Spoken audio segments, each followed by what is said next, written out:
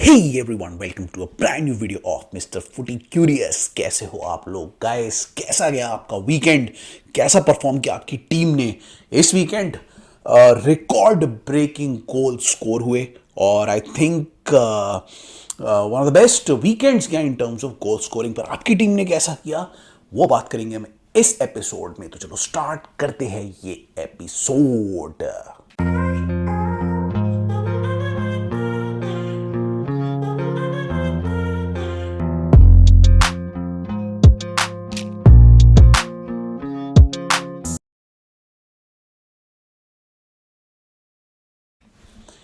Hey guys, welcome back to the video.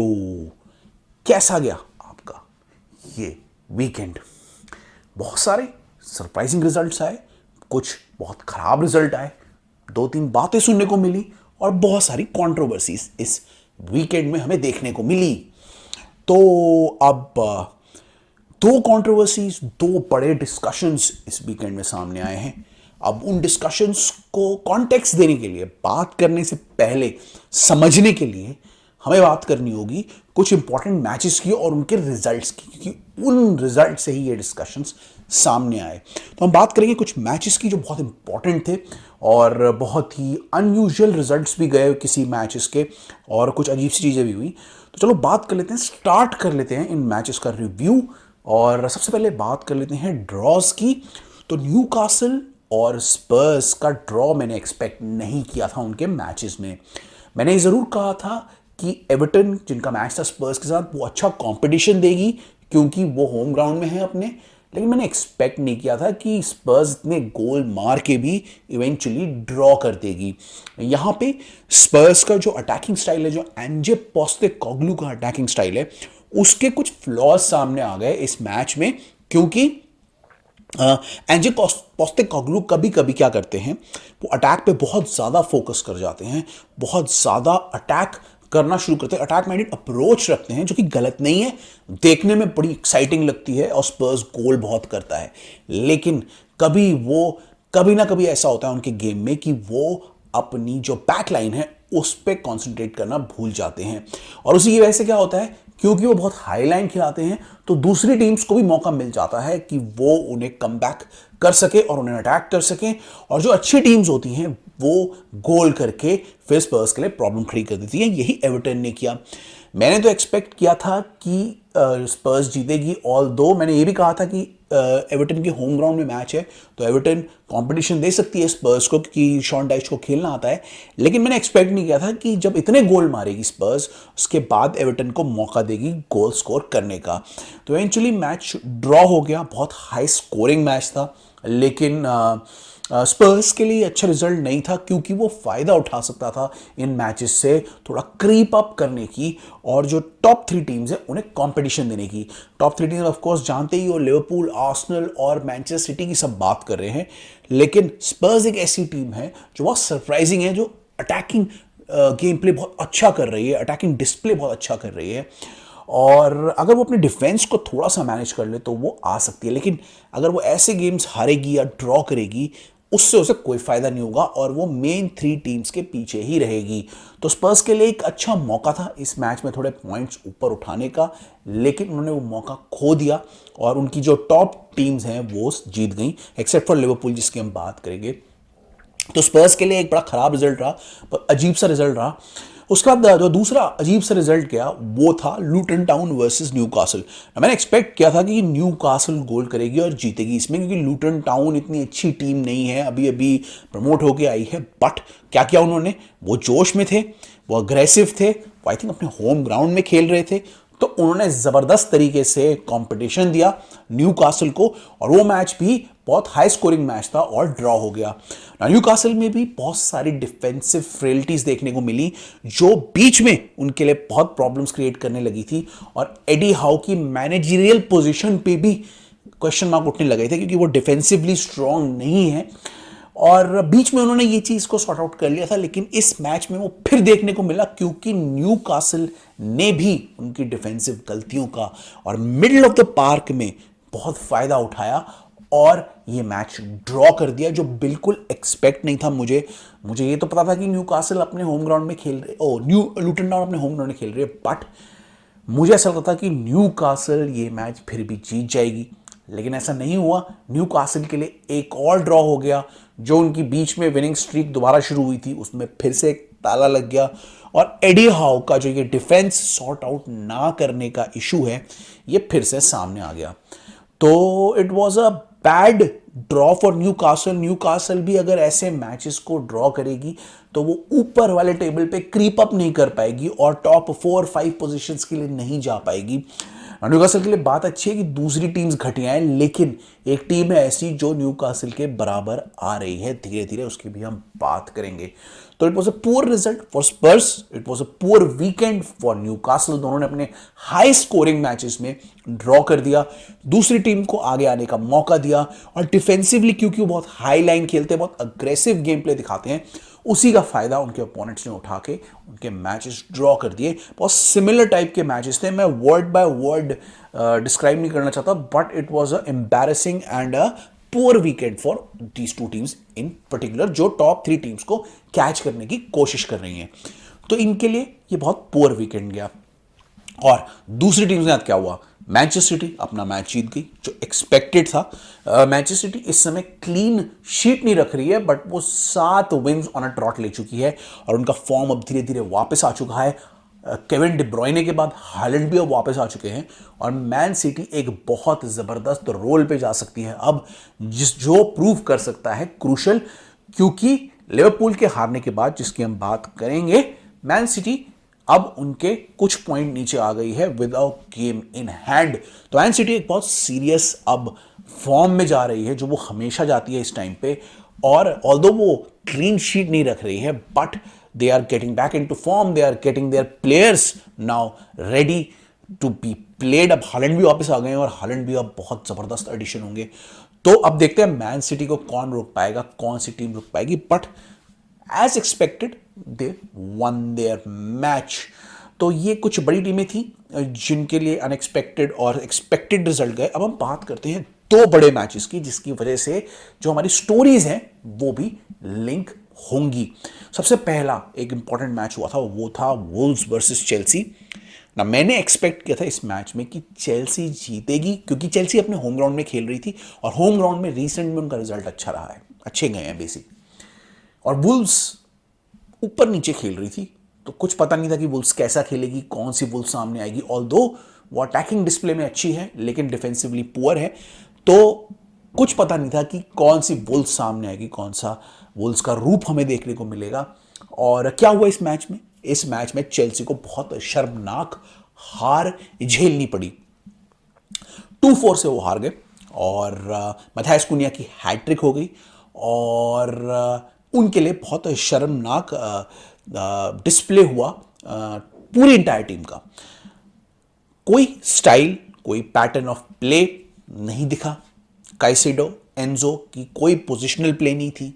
Caicedo अकेले दिख रहे थे पूरे गेम में, उन्होंने बॉल भी लूज करी, उनके ऊपर, चेल्सी के ऊपर काउंटर अटैक भी हुए, उनसे डिफेंसिव मिस्टेक्स भी हुई, और बहुत सारे एरर्स, इंडिविजुअल एरर्स चेल्सी के प्लेयर से हुए। पोचेटिनो बिल्कुल डरे हुए, सबड्यूड और हताश से दिख रहे थे। ऐसा लग नहीं रहा था कि उनके पास कोई आंसर्स हैं। बहुत अजीब से सब्स्टिट्यूशंस कर रहे थे। जब चेल्सी 4-1 से हार रही थी तो उन्होंने 2 डिफेंसिव सब्स्टिट्यूशंस कर दिए जो बहुत ही अजीब से थे। लोगों को लग रहा था वो अटैकिंग सब्स्टिट्यूशंस करेंगे क्योंकि वो कुछ करना चाहते हैं, बट डिफेंसिव सब्स्टिट्यूशंस की वजह से वो बहुत अजीब लगे। और ओवरऑल चेल्सी में कुछ अग्रेशन, कुछ स्टाइल, कुछ स्ट्रक्चर, कुछ पोजिशनल प्ले कुछ नहीं दिखा। तो अगर यही चीज हो रही है चेल्सी में तो बहुत वरी की बात है। इसके बाद बहुत ज्यादा बूज चेल्सी फैंस को सुनने पड़े। पूरा स्टेडियम रोमन अब्रामोविच और जोजे मोरिन्यो का नाम अनाउंस कर रहा था, और गंदे गंदे चैंट भी कर रहा था प्लेयर्स के लिए, टीम के लिए।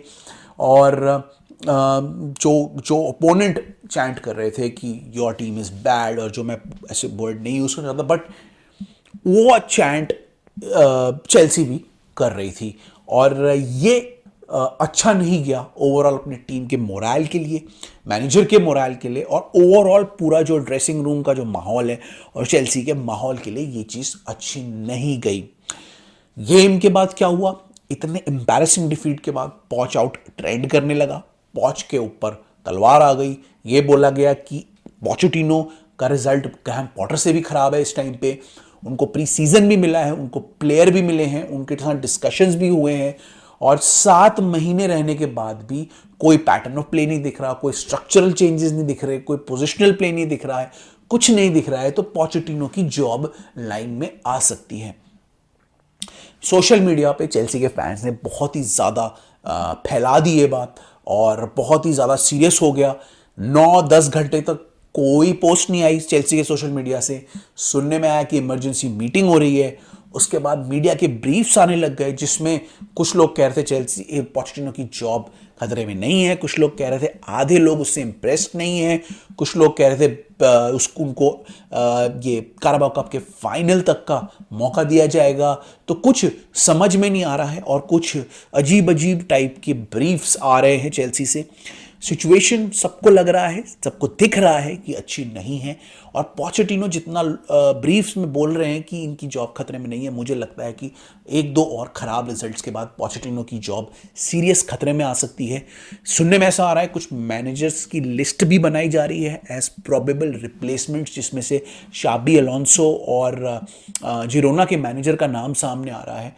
So you don't know what is actually happening in the club, but for fans जो जाते हैं वहाँ पे और जो टीवी पे देखते हैं, उनके लिए बहुत ही ख़राब टाइम चल रहा है चेल्सी का।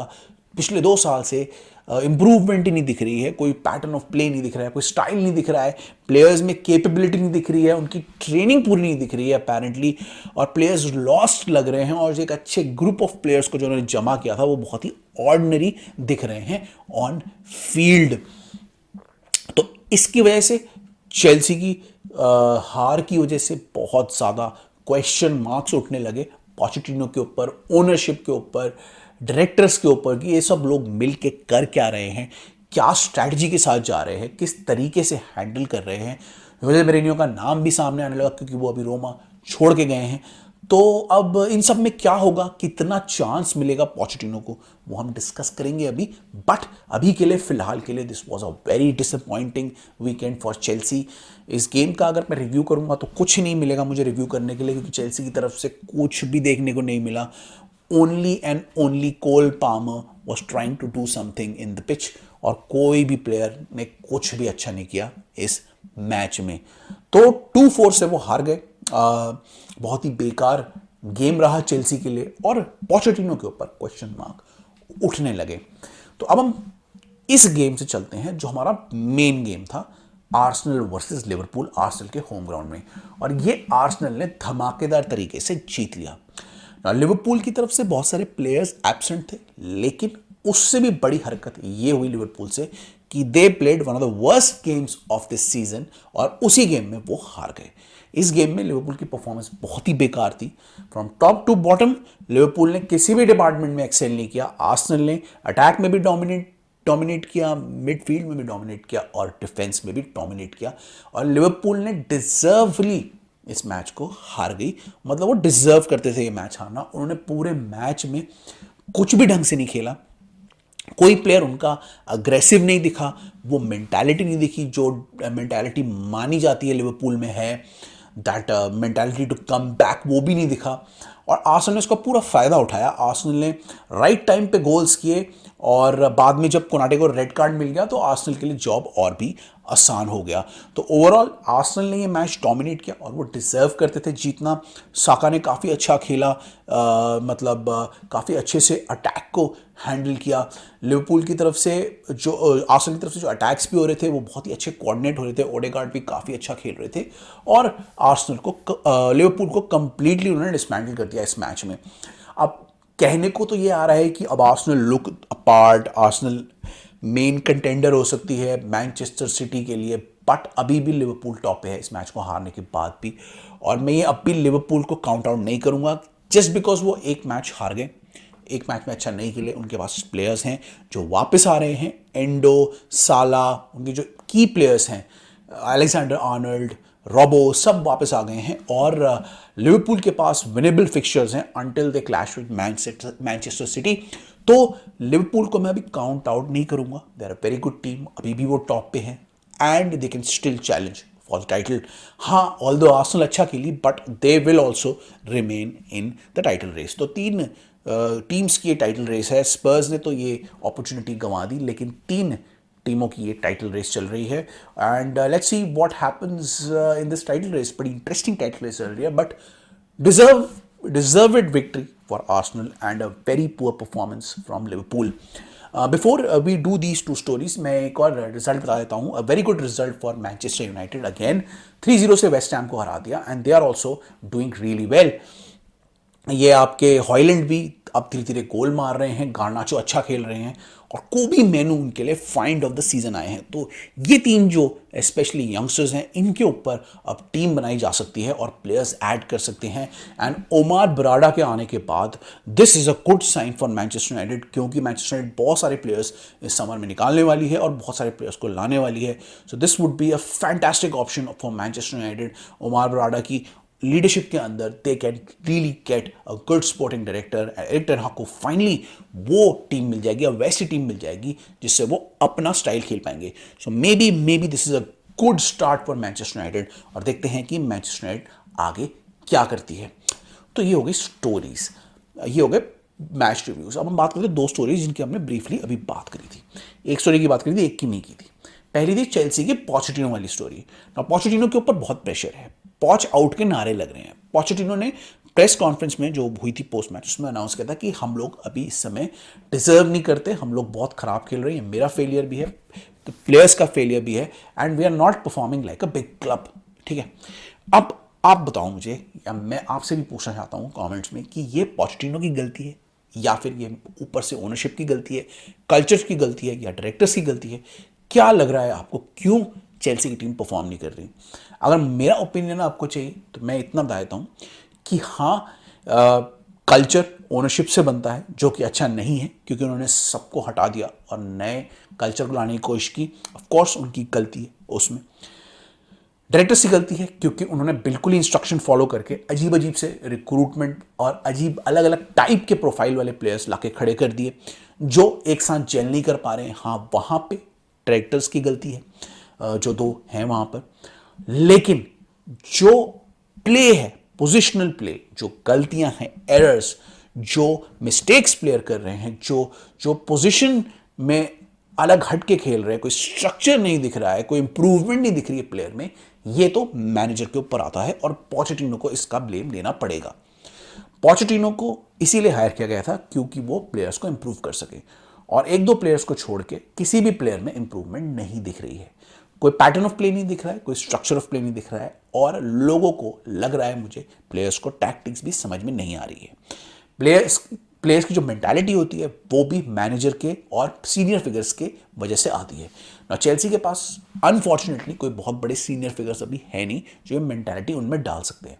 तो मैनेजर की एक्स्ट्रा रिस्पॉन्सिबिलिटी बनती है, ज़्यादा रिस्पॉन्सिबिलिटी बन जाती है कि वो उनमें विनिंग मेंटालिटी को डाले।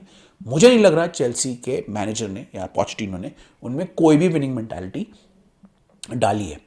उनके डिमीनर को देख के लग रहा है वो खुद भी डरे हुए हैं और उसी की वजह से प्लेयर्स भी डरे हुए लग रहे हैं। तो ऑल्दो गलती सबकी है, ओनर की है, डायरेक्टर्स की है, लेकिन जो style of pattern of play है, जो मेंटालिटी है, वो तो मैनेजर से ही आती है और उसमें पोचेटिनो का बहुत बड़ा हाथ है।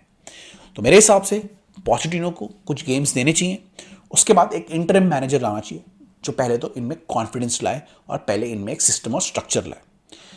अगर उनको वो मैनेजर को लॉन्ग टर्म नहीं भी रखना है तो मेरे हिसाब से उसे कुछ मौका देना चाहिए और उसके बाद अपना समर में उसी के टाइप का है, उससे मिलता जुलता स्टाइल ऑफ प्ले का एक ऐसा मैनेजर ढूंढना चाहिए जो प्लेयर्स के उसी स्टाइल ऑफ प्ले को एलिवेट कर सके जो वो सीखेंगे।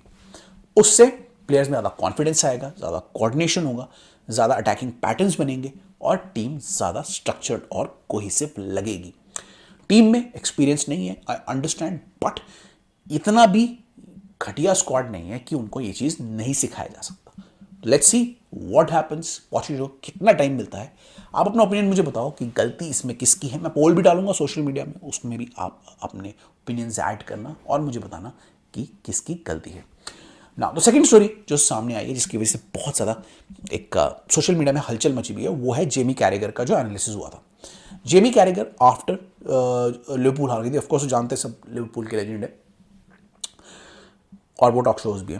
तो उनको से पूछा गया कि जो आर्सेनल की ओवर सेलिब्रेशन थी अपेरेंटली, जो आर्टेटा ने की, जो ओडेगार्ड ने की after the win with Liverpool, वो बहुत सारे लोगों को पसंद नहीं आई, मे बी लिवरपूल फैंस को पसंद नहीं आई। और उसकी वजह से जेमी कैरेगर से भी पूछा गया था। जेमी कैरेगर ने अपना एनालिसिस, अपना जवाब में ये दिया कि उनको ये सब पसंद नहीं आया, इतना नहीं करना चाहिए था, और जो भी उन्होंने किया वो गलत किया, उन्होंने ऐसा बोल दिया। अब उसके बाद जेमी कैरेगर के ऊपर बहुत अटैक्स हुए, बहुत बातें हुई, बहुत सोशल मीडिया में चर्चा हुई कि भाई ऐसा क्यों बोल रहे हैं। भाई अगर कोई सेलिब्रेट करना चाहता है विंस को, वो जैसे मर्जी भी कर सकता है। अगर वो थोड़ा ओवर एक्साइटेड थे इतनी बड़ी टीम को हराने के बाद, तो अच्छी बात है, उनको ओवर एक्साइटेड होने दो, क्या फ़र्क पड़ रहा है, क्या होगा इससे, कुछ तो होने वाला है नहीं। लेकिन इसको चलते चलते दो कैंप्स बन गए। कुछ लोग कह रहे थे अच्छा है, कुछ लोग लिवरपूल सपोर्टर भी नहीं कर रहे थे जेमी कैरेगर को सपोर्ट, कुछ आर्सेनल सपोर्टर कह रहे थे चाहने दो, कोई बात नहीं, कुछ नहीं होता। लेकिन इससे बहुत हलचल हो गई, बहुत ज़्यादा सोशल मीडिया में डिस्कोर्स हो गया और बहुत सारे लोग आपस में लड़ने लग गए ना। अगर आप मेरा ओपिनियन चाहते हो तो मेरे हिसाब से तो यार, अगर आप जीते हो, इतनी बड़ी विक्ट्री आपने ली है और आप पम्प्ड हो, एक्साइटेड हो, तो अगर आपने थोड़ा सा सेलिब्रेशन कर भी दिया तो कोई बुरी बात नहीं है उसमें, उससे कोई इशू होता नहीं है और होना भी नहीं चाहिए किसी को। अब ये बात क्यों इतना ज़्यादा डिस्कोर्स कर रही है, मेरे हिसाब से ये खाली बातें हैं करने की, और मेरे ख्याल से ये हलचल मचाने के लिए, पॉपुलैरिटी गेन करने के लिए सब किया गया है। इससे कोई किसी का मतलब नहीं है, और कुछ टाइम बाद जब अगले मैचेस होंगे तो उसके बाद वैसे भी सपोर्टर्स सब भूल जाना चाहते हैं। तो इतनी बड़ी कंट्रोवर्सी क्रिएट करने की इसमें ज़रूरत नहीं है। उन्होंने अपना ओपिनियन था, उन्होंने दे दिया, वो एक इंसान है, उनके ऊपर उनका अपना ओपिनियन हो सकता है, और उनका ओपिनियन ये था कि वो खुश नहीं है। ठीक है, वो लिवरपूल के बहुत बड़े लेजेंड रहे, उनका लिवरपूल से बहुत कनेक्ट रहा है, तो अगर उन्होंने को लग रहा है कि इन्होंने बहुत ओवर सेलिब्रेट कर दिया, तो मे बी वो उनका ओपिनियन है, और फैंस को इतना ज़्यादा क्रिटिकली उनको जज नहीं करना चाहिए। तो मेरे हिसाब से तो यही है। आपका क्या राय है, आप अपने हमारे सोशल मीडिया में बताइए और हमारे चैनल में हमें बताइए। मैं इसके लिए भी एक पोल डाल दूंगा, देखते हैं पब्लिक का क्या जवाब आता है, और देखते हैं कि आगे लिवरपूल और आर्सेनल अब सिटी को compete कैसे करते हैं। तो ऐसी कुछ स्टोरीज निकल के आई हैं, और कुछ अजीब से रिजल्ट आए, कुछ अच्छे रिजल्ट आए कुछ टीम्स के लिए, और कुछ बहुत ही इंपॉर्टेंट स्टोरीज इस वीक में निकल के आई।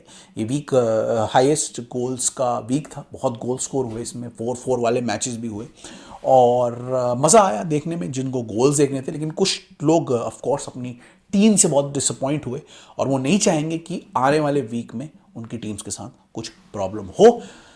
तो लेट्स सी व्हाट हैपन्स आगे। और बाय द वे, अभी तो लीग के मैचेस बहुत दूर है, लेकिन अभी एक रीमैच हो रहा है। एक मैं उसका एक प्रीव्यू, छोटा सा प्रीव्यू रिव्यू भी दे देता हूँ आपको, प्रीव्यू टाइप का, कि एस्टन विला वर्सेस चेल्सी हो रहा है अब रीमैच, क्योंकि पिछला मैच ड्रॉ हो गया था FA कप का, तो उसमें एस्टन विला के होम ग्राउंड में है। जिस तरीके से भी चेल्सी की हालत है, मैं इसमें एस्टन विला को विक्ट्री दे रहा हूँ।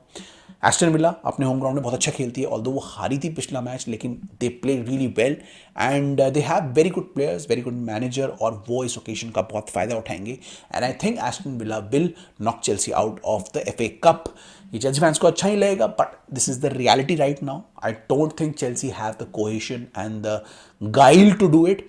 मे बी ऐसा सुनने में आ रहा था कि पोचेटिनो बैक 3 में जाएंगे, मे बी बैक 3 में जाएंगे तो उससे कुछ फ़र्क पड़ेगा, वो तो मैच में देखेंगे। लेकिन क्योंकि एस्टन विला का खुद का होम ग्राउंड है, मुझे नहीं लगता चेल्सी वहाँ पे जीत पाएगी। तो I will give a victory to Aston Villa in this one. देखते हैं क्या होता है इस मैच के बाद क्या होता है, क्योंकि FA कप से बाहर हो जाएगी चेल्सी, तो उनका एक ही कप बचेगा इसके बाद। Let's see what happens out in this match, let's see what happens to Pochettino after this match, और बड़ा इंटरेस्टिंग होगा देखने में कि इसका कॉन्सिक्वेंस क्या होता है। तो गाइस, यहाँ पे मैं अपना वीडियो ख़त्म कर रहा हूँ। मे बी अगले कुछ दिनों में आऊँगा आपके लिए कुछ नई स्टोरीज लेके और मैच के प्रीव्यूज़ लेके। तब तक आप देखते रहो, तब तक इंजॉय करते रहो, और हमें लाइक शेयर सब्सक्राइब करो, हमें फॉलो करते रहो। हाँ, मैं आपको अभी इस बार मैंने आपको बायन का उसका दिया नहीं, मैंने सिर्फ रिजल्ट देखे थे, मैं पूरा मैच नहीं देख पाया था, तो उनका रिव्यू मैंने दिया नहीं। लेकिन हाँ, रियल वर्सेस एटलेटिको मैंने एक वीडियो में एक अच्छे से एनालिसिस दूंगा और आगे की वीडियोस की भी बात करेंगे। लेकिन अभी क्योंकि मैं देख नहीं पाया इसलिए मैंने आपको पूरा रिव्यू उसका दिया नहीं। तो अब मैं इस बात के बाद निकलता हूँ। I will see you in the next one. Till then आप इंजॉय करो और हमारा वीडियो देखते रहो, हमें लाइक शेयर सब्सक्राइब करते रहो और आगे फॉलो करते रहो। इसके बाद मैं निकलता हूँ यहाँ से। I will see you in the next one. Till then it's bye bye from my side. Bye bye.